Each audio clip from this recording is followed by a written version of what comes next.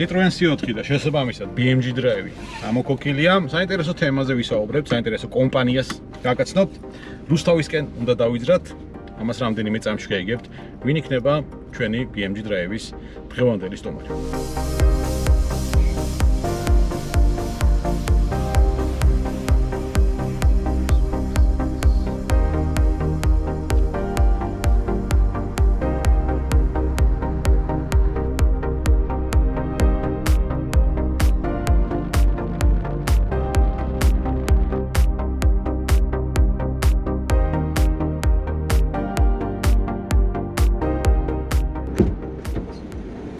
Salami. გამარჯობა. მადლობა თავად. კარგად, მადლობა. შენივად მოგაგენით. არ გაგიჭირდათ, ხო? ეკა, მადლობა BMG Drive-ში სტუმრობისთვის. კოლა და წყალი შეგიძლიათ მიირთვა, რაც ის მიმდინარეობისას. კი ბატონო, მადლობა. პირველ რიგში მოდი მოკლედ მინდა მოვყვეთ მაყურებლისთვის მაინც პოლივიმის შექმნის ისტორია და რატომ გადაწყვიტეთ ამ მიმართულებით ინვესტირება ბიზნესში. სიამოვნებით, პირველ რიგში თქვენ მადლობა. ვავდაკოთ რომ ინტერესდებით ჩვენი კომპანიით, ამ დარგით, ამ სფეროთი. 2018 წელს იყო ჯერ ეს იდეის დონეზე, რომ გაკეთებულიყო ქვეყანაში პოლიმერული ნარჩენების გადამუშავება. მერე ამას მოყვა რამდენიმე წლიანი მარათონი, იქ მშენებლობა, ქარხნის ჯერ ადგილის შერჩევა, მერე მშენებლობა, გარკვეული ნებართვების მიღება, გარემოს დაცვითი კუთხით, სამშენებლო კუთხით. ამას მერე დაემთხვა COVID-ი, ზუსტად 2019 ბოლოს 2020-ის დასაწყისში. მაგრამ არ გავჩერდით ჩვენ მაინც ვიმუშავეთ და ისე ვქენით, რომ 2022 წლიდან 21-ის ბოლოდან უკვე დავიწყეთ, რასაც ქვია გადამუშავება პოლიმერული ნარჩენების. რა არის რესურსი, რომელსაც იყენებს პოლიმერი, ანუ რა ნარჩენებზე ვსაუბრობთ? ჩვენ ვსაუბრობთ პოლიმერული სახის ნარჩენებზე, პლასმასის ნარჩენებზე. ესე საყოფაცხოვრებო, სამომხმარებლო ენაზე პლასმასს ვეძახით ყველაფერს, მაგრამ ეს ტექნიკურად ძალიან ბევრნაირად იშლება. არის პოლიეთილენი, არის პოლიპროპილენი, არის PET, პლასმასის აი მაგალითად ეს ბოთლი ზუსტად ეს არის PET, პოლიეთილენ ტერეფტალატი. ძირითადად აი ამ სამი სახის პოლიმერს ვამუშავებთ ჩვენ, მაგრამ ესენი კიდე თავისთავად იყოფა.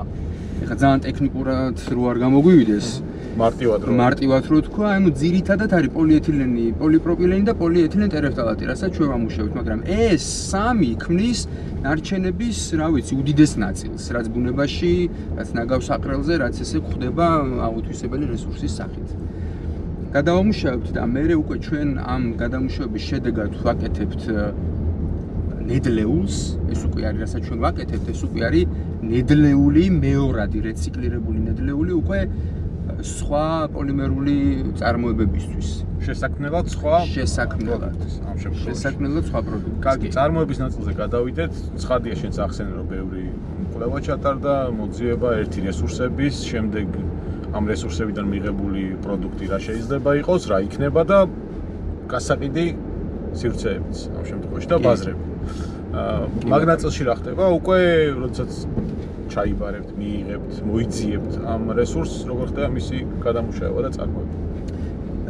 ესე იგი რა ხდება? თვითონ ქარხანაში შიგნით არის საკმაოდ მაღალტექნოლოგიური ხაზები გვაქვს ჩვენ ძირითადად ორი ხაზი არის ძირითადი წამყვანი ორი ხაზია ერთი არის ცალკე პეტისთვის მეორე არის ცალკე პოლიეთილენისა და პოლიპროპილენისთვის აი ამ ტექნოლოგიურ ხაზებში ხდება ამ მიღებული მასალების გატარება მაგრამ კიდევ და კიდევ ძალიან ტექნიკურად რო არ გამომივიდეს ეხლა საუბარი ჯერ ეს უნდა გადაირჩეს ერთმანეთისგან იმიტომ რომ ეხლა ეს არ არის სეპარირებულად შეგროვებული ჩვენ ქვეყანაში სამწუხაროდ ჯერჯერობით არ არის ეს სეპარირებული შეგროვება განცალკევება და სეგრეგაცია რო არ ხდება უკვე ეს მე აწובה ეს საქმე აწובה გადამამუშავებელს რომელიც იდეაში უნდა უკვე მზამასალას ამუშავებდეს ჯერ ამის კონვეიერული პრინციპით გარჩევა ხდება რომ მივმართოთ ყველა პოლიმერი ამათ ერთმანეთთან შერევა არ შეიძლება აი როგორც ახლა Z და წყალს ვერ შეურევ ორივე სითხია, მაგრამ ერთმანეთს არ შეერევა. ისე არის პოლიმერების შემთხვევაშიც რაღაცა ერთი მეორეს არ შეერევა. ვერ შეერევა სხვა. პოლიპროპილენს პირობითად. წარმოუდგენელია, ვერ შეერევა. და რომც შეურიო შენ ამით უკვე ანადგურებ პეცსაც და პოლიპროპილენსაც, იმიტომ რომ რასაც მიიღებ ბოლოს, ის უკვე მართლა ნაგავია. ბოდიში ამ სიტყვაზე არავის არ გამოადგება. ბიზნესი აქედან არ გამოვა. არანაირად. გარემოს უფრო დააბინძურებ, ვერც ეკონომიკურ დონალს შექმნი, პროდუქტი არ იქნება პროდუქტი და საერთოდ წყალში გადაყრილი შრომა იქნება. ამიტომ ეს უნდა განცალკევდეს საწარმოში და მე უკვე უნდა მიეცეს დანარჩენი მსვლელობა. იქ მოხდება რეცხვა, იქ მოხდება დაქუცმაცება და ბოლოს უკვე დაგრანულება. ჩვენ საბოლოოდ რასაც ვაკეთებთ, ეს არის გრანულა. პროდუქტი არის გრანულა, რომელიც მე უკვე იყიდება და გაყიდვები არის ერთ-ერთი ესე ვთქვათ საყვარელი საკითხი ჩემ შემთხვევაში, იმიტომ რომ ვამაყობთ ამით რა, რომ თითქმის 50-50%-იანი მაჩვენებელი ექსპორტზე გავდივართ ჩვენ. ადგილობრივ ბაზარსაც ვაწვდით და გავდივართ ექსპორტზეც, უფრო მეტად პეტის ნაწილში და ეს არის დასავლეთ ევროპის ქვეყნები. რომელი ქვეყნებია დღეს? ნიდერლანდები, ავსტრია, აქეთ საბერძნეთი, რუმინეთი, ბულგარეთი და ბალტიისპირეთიდან ლატვია. რა მოცულობებზე ვლაპარაკობ ჩვენ და შესაძლებელია თუ რა ამ მოცულობების გაზრდა? რა ზირის დამოკიდებული? ანუ ძირითადი გამოწვევები თქვა ამ მიმართულებით რა არის თქვენთვის ახლა? ეს ძალიან ისეთი მტკივნეული საკითხია. ჩვენ ვართ აი სანამ ჩვენ დღეს შევხვდებოდით ერთმანეთს კიდევ ერთხელ გადავავლეთ ჩვენ საბოლოო სტატისტიკას თვალი. ესე იგი საწარმოს ზუსტად 35%-მდეა დატვირთული. ისიც ერთი ცვლაზე. იმიტომ რომ არის გათვლა იგივე იმ feasibility study-ში, რომ უნდა ყოფილიყო უწყვეტი რეჟიმი 24 საათიანი მუშაობა, მაგრამ 8 საათიანი რეჟიმით, ანუ ერთი ცვლით, მხოლოდ 35%-ს ვაკავებთ. ათვისება დანადგარების წარმატების არის ძალიან დაბალი. წარმადობა კი არა და ესე ვთქვათ, ნარჩენები ნედლეული სახით რაც ჩვენ უნდა მივიღოთ და გამოვიყენოთ. არის საკმარისზე მეტია ქვეყანაში. თავის დროზე ამაზეც იყო გათვლილი ეს ჩვენი წარმოდობები, როცა საწარმო შენდებოდა, რაღაცა რაოდენობაზე გაითვალა ეს ყველაფერი, რაც ასე ვთქვათ, კვლევები რასაც გვეუბნებოდა, რომ იყო ამდენი ტონა მიხელმისაწვდომი, მაგრამ ვერ დაიტვირთა დანადგარები ზუსტად იმიტომ, რომ არ არის გაწყვეტილია ჯაჭვი, შეგროვება არ ხდება. იყო იქ ესე ვთქვათ, ნარჩენების მართვის კოდექსში ყველაფერი ჩაშლილი დროთა განმავლობაში წლიდან წლამდე რეები უნდა ამოქმედებულიყო, იქ ნარჩენების სეპარებული შეგროვება, იქ წარმოების გაფართოებული ვალდებულება და ასე შემდგომ, მაგრამ მე კოვიდი დაემთხვა, ბევრი რაღაცა გადავადდა, ბევრი რაღაც დღემდე არ ამოქმედდა და მოკლედ დეფიციტია ნედლეულის.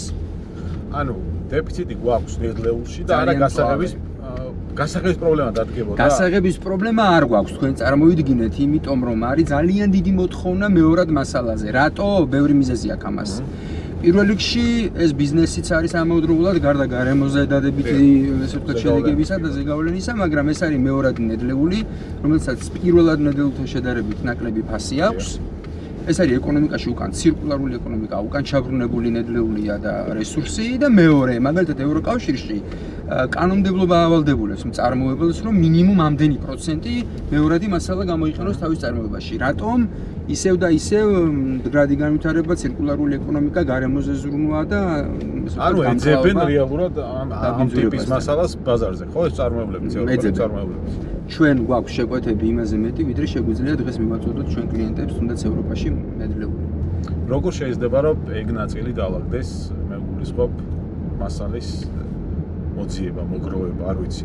მაგაში სახელმწიფო კერძო კომპანიები, აი როგორ უნდა დაალაგდეს, როგორ უნდა ცნობიერების ამაღლება და საზოგადოებას მნიშვნელოვანია. კი, ძალიან. აქ აი ესე ერთი მერცხალი გაზაფხულს ვერ მოიყვანს, აი ზუსტად ამაზეა ნათქვამი რა, იმიტომ რომ ცალკე სახელმწიფო ვერაფერს გახდება, ცალკე კერძო სექტორი ვერაფერს გახდება, ცალკე მოქალაქეც ვერაფერს გახდება, ძალიანაც რო გულანთებული იყოს და უნდოდეს რომ ნარჩენი არ გადააგდოს საყოფაცხოვრებო ნარჩენთან და პოლიმერების რაღაცა უგანამოძებნებზე იქ ჩაგდოს.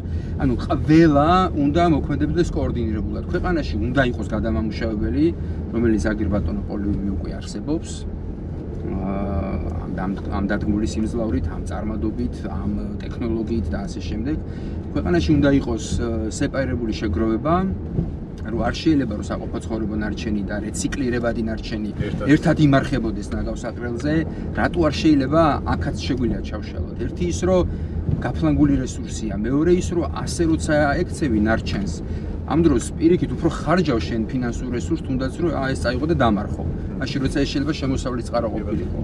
და ანუ გარემოზე ზემოქმედება კიდე უარყოფითი ეს კიდე ცალკეა და ძალიან მნიშვნელოვანია ხანდახან ამას ესე ვივიწყებთ ხოლმე, მაგრამ ჩვენ ყველა ამ გარემოში ვცხოვრობთ, ჩვენი ქვეყანა არის და ნარჩენების მართვის მოქნილობა და დახვეწილობა პირდაპირ ინდიკატორია ქვეყნის განვითარების.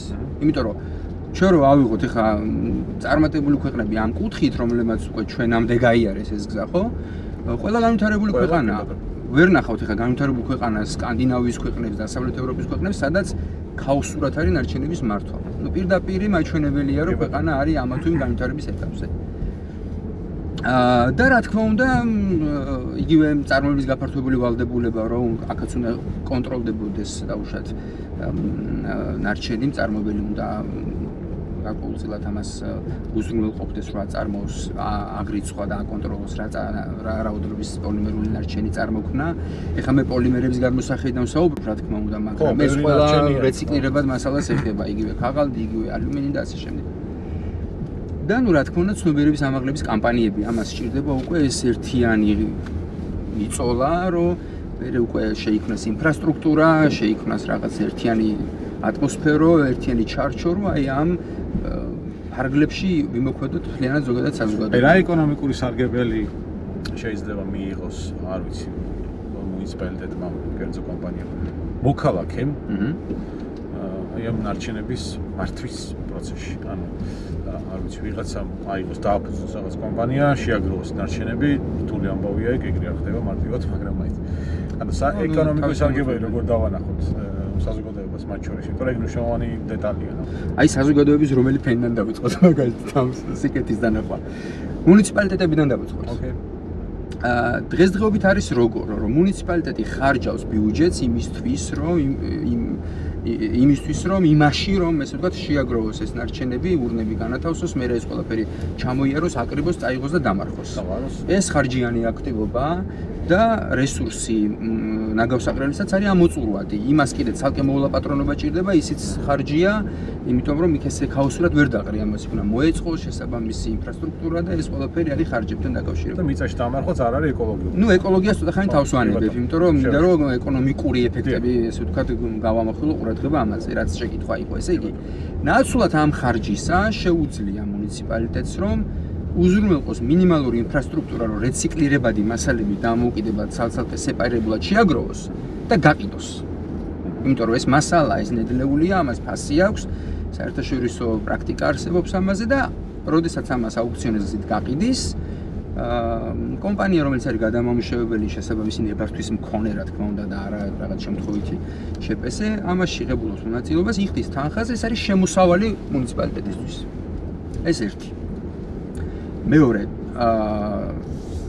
თუ ვისაუბრებთ მაგალითად მოსახლეობაზე, ვიცით რომ იგივე დასავლეთ ევროპის ქვეყნებში, სკანდინავიის ქვეყნებში ეს არის ფასი აქვს ყველა თითოეულ ბოთლს, მაგალითად პეტის ბოთლს, რო ხდება ამის ჩაბარება და სანაცვლოდ მოქალაქე ღებულობს ან ფინანსურ ანაზღაურებას, ან რაღაც ტალონს, რომელსაც მე ამა თუ იმ სუპერმარკეტში იყენებს და ესე ვთქვათ ეკონომიკურ სარგებელს ნახულობს. ბიზნესის კუთხით თუ შევხედავთ, ეს არის ანალოგიურად ღირებული პროდუქცია, რომელსაც დაუშვათ მიიტანს გადამამუშავებელ კომპანიამდე და ამის სანაცვლოდ აიღებს რატო არ გვაქვს ბიზნეს მაშინ? იმიტომ რომ ბიზნესსაც უჭირს ამის მოპოვება. იმიტომ რომ არ არის ისევ და ისევ ის ორი რაც ვთქვით. სეპარირებული შეგროვება და MGV-ს ვეძახით ამას, მწარმოების გაფართოებული ვალდებულება. ესეც არ არის ამოქმედებული. ამიტომ იმ კერძო პირსაც ან კერძო სექტორის კომპანიის იმასაც უჭირს, ხელი არ მიუწვდება, რომ ეს რეციკლირებადი მასალები შეკრიბოს და მოიტანოს გადამამუშავებლამდე.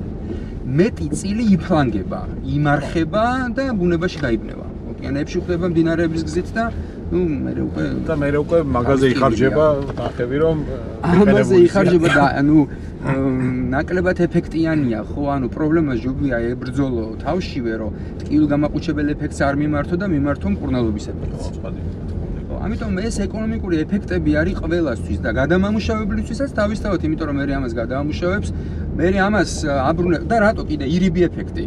უმნიშვნელოვანესია ეს არ უნდა გამოგვიჩეს. ეხლა ქვეყანაში არიან მაგალითად პლასმასის ნაკეთობების მწარმოებელი კომპანიები. ესენი დღეს ყიდულობენ ამ ნედლეულს უცხოეთიდან. ანუ ხდება გადინება ჩვენი ქვეყნიდან ვალუტის, რომ უცხოურ ვალუტაში იყიდონ და ჩამოიტანონ ნედლეული. ეს ნედლეული ხო ადგილობრივად ხელმისაწვდომი გახდება.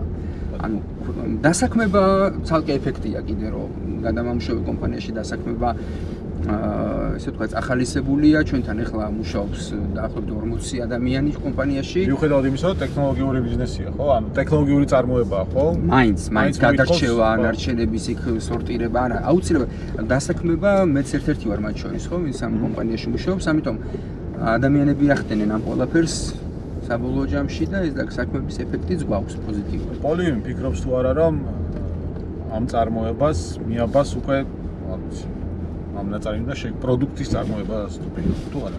ფიქრობთ ამის ჩვენი ბიზნეს გეგმა თქვენ რომ ნახოთ როგორი იყო ეს 2019-ში ჩვენ გვინდა და გაგვაკეთებინა უკვე უფრო დამატებით იღირებულების მქონე პროდუქცია როგორც არის სინთეზური ბოჭკო ეს მიიღება იგივე ამპეტის ბოთლის დამუშავებით ჯერჯერობით რაღაც შუალედურ დონემდე მივდივართ რასაც ნედლეულს ვეძახი და იმას ვყიდით მაგრამ ვეღარ წაიწია პოლივიმმა წინ და ვეღარ შეძლო აი ამ სინთეზური იმით აბსოლუტურად იმიტომ რომ არ არის კრიტიკულად მინიმუმი რაც უნდა იყოს ნედლეული უზრუნველყოფილი წარმოება ნედლეულით რომ ამას მერე კონდეს აზრი. საექსპორტო ბაზრების სხვა მიმართულებები დივერსიფიცირებაც მაგაზია დამოკიდებული. თავისთავად ყველაფერი ერთმანეთთან კავშირშია. სხვაგანაც იქნება სხვა ბაზრებზეც ხა მარტო მოთხოვნა ყველგან არის. კი, ჩვენ თურქეთთანაც ვმუშაობთ, აქაც არის მოთხოვნა. არაბთა გაერთიანებულ საამიროებში, დუბაიში გავგზავნეთ კონტეინერი. ტვირთი, ზუსტად იგივე ტვირთი, ანუ მოთხოვნა არის აზიიდანაც, ევროპიდანაც. ზოგადად მოთხოვნა არის ამ მასალაზე, ეს არის ნედლეული, ეს ძალიან ღირებული პროდუქციაა.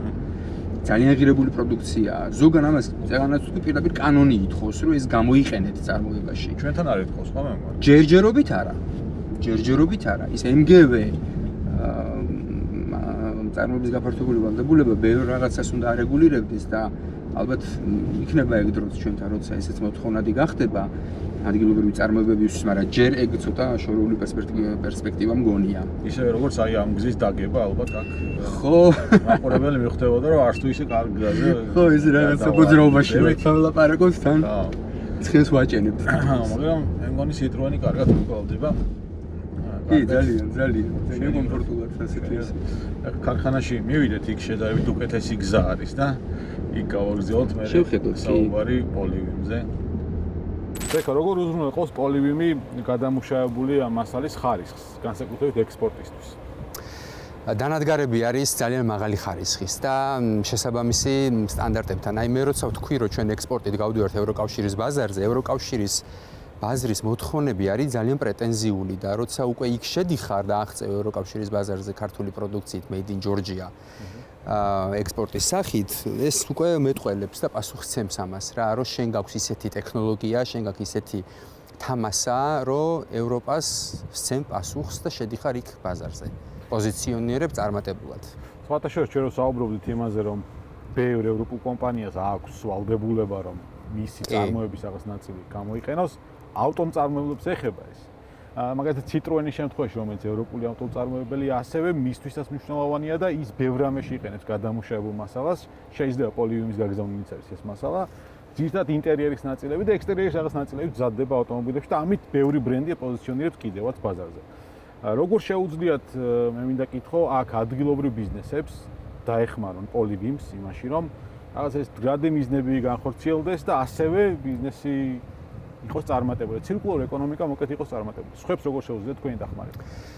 პირველ რიგში ეს უნდა გაიაზრონ. ამ ასე ვთქვათ, აი ამ ორ მტრიალში რომ ჩაერთო და ამის ნაწილი რომ გახდეს, შენ უნდა გაიაზრო პირველ რიგში, რომ ეს არის მნიშვნელოვანი და თუ ამას გააკეთებ, იქნება სიკეთის მომტანი როგორც ეკონომიკური კუთხით, ასევე გარემოსდაცვითი კუთხით და ზოგადად ეს მდგრადობაც ასე მიიღწევა. როგორ შეუულია დაეხმარონ ამ ხალხს პოლივიმის როგორ გამომართონ ხელი?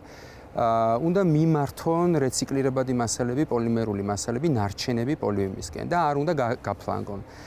ეს შეუძლია გააკეთოს როგორც კერძო სექტორს, ეს შეუძლია გააკეთოს სახელმწიფო სექტორს, მუნიციპალიტეტებს, რომ უზრუნველყონ მაქსიმალურად პოლივიმში მოიყაროს თავი რეციკლირებადმა მასალებმა. იმიტომ რომ აქ ეს ნარჩენი ნაგავი ზოგჯერ ასეც ეძახიან, რაც ესე არ არის, ეს არის ღირებული პროდუქცია, აქ ის თავიდან იბადება, ახალ სიცოცხლეს იძენს, მერე ის აგრძელებს თავის გზას სხვადასხვა ბიზნესებისკენ, მათ შორის შეიძლება ეს იყოს ავტომწარმოებელი, შეიძლება ეს იყოს ნებისმიერი, იმიტომ რომ ჩვენ რომ მიმოვიხედოთ ჩვენი ცხოვრების ყოველ ნაბიჯზე არის პოლიმერული ნაკეთობა, საყოფო ცხოვრება დონეზე. ამიტომ ეს არის ესე ვთქვათ უსასრულო ჯაჭვი, მთავარია ეს უნდა შეიკრას და იყოს ცირკულარული.